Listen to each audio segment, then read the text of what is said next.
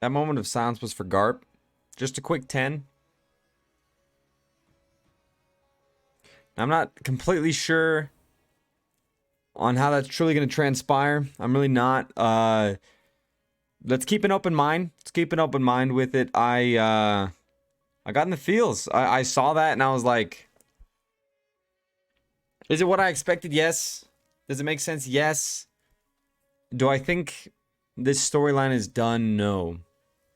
In many ways than one. I think this was a great chapter. Um, it starts with Garp teaching a very valuable lesson. His final lesson is the name of the chapter. Um, it's all about the future. The future. And it kind of reminds me of the Demon Slayer like mantra where it's like, don't let the buds be killed before they can truly bloom. Because it's all about the future. Because Garp's like, well, I was the man, but now I'm like fucking almost 80 years old. Like, we need these new people to step up and do their thing. And he's truly inspired. He's truly inspired by the future of what it means to be a Marine. We see Kobe deciding to trade himself for all of the other captains and Marines. And him just that being his justice. His justice is, I will put myself on the line. He's a true hero. He'll put himself on the line so that nobody else has to pay the price except him. And that's just kind of who he is. He's done it before and he'll do it again. And I think Kobe is a true hero, and I think that will make him a great admiral in the future when all is said and done. Because, I mean, if anything that we learned from this pirate island, it's that the Marines are definitely not the bad guys.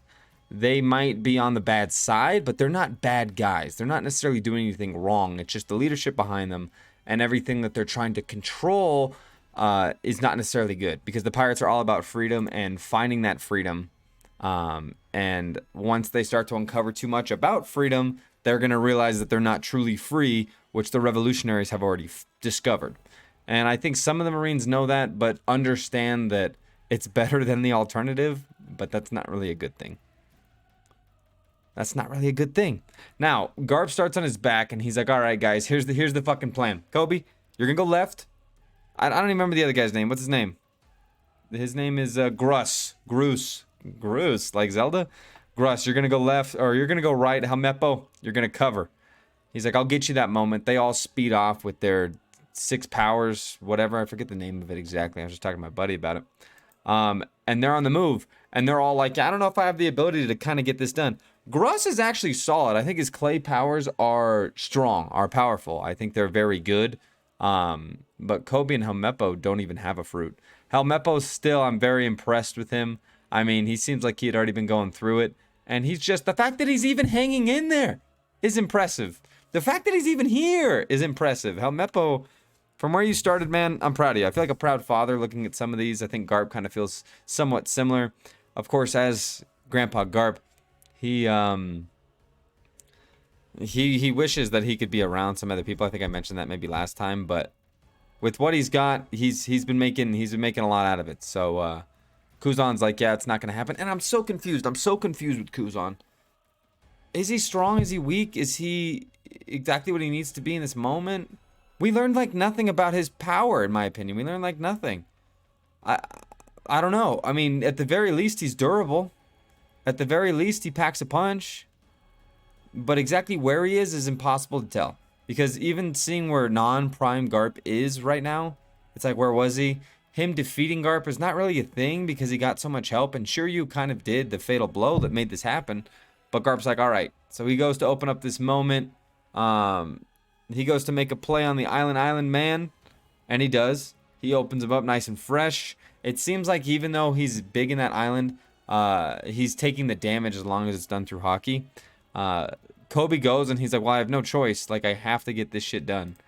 And it goes back to a beautiful flashback of Kobe and Helmeppo, which it looks like when they're basically first there, when we're getting that whole chapter arc of the story of them like training. There's the guy with like the hat, who's Garp's like right-hand man, like helping them train, and that entire like little story there. So during that time, Kobe's still on the battleship Bags, and it feels like Garp doesn't know what Kuzan's true aim is here, which I'll talk about more at the end, but he's happy to have at least one good pupil. At least one.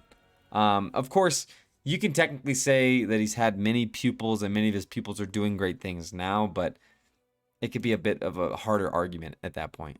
But Kobe understands. He's like, I need to get stronger. He has the hero moment, and he does honesty impact. Now he's using somewhat of Garp's move, which is beautiful, going after his tutelage and just kind of keeping that close to heart. And the honesty thing, like he's gonna be true honesty or whatever that is with the admirals. His thing's gonna be honesty, shooting you straight and being the guy. Um, he does what looks like a big attack.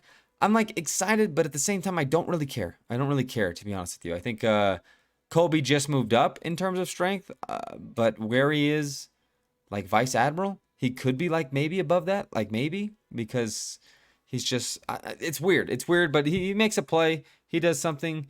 He beats up Pizarro, which he seems like he's being covered by some dudes inside the island, but I'm not impressed with any of the Blackbeard pirates, like literally none of them. Garp's super happy, doing his classic laugh.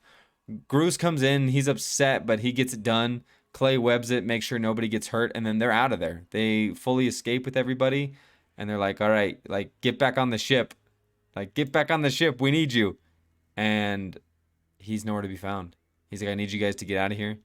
You are the future of the Marines. The chapter ends how it began.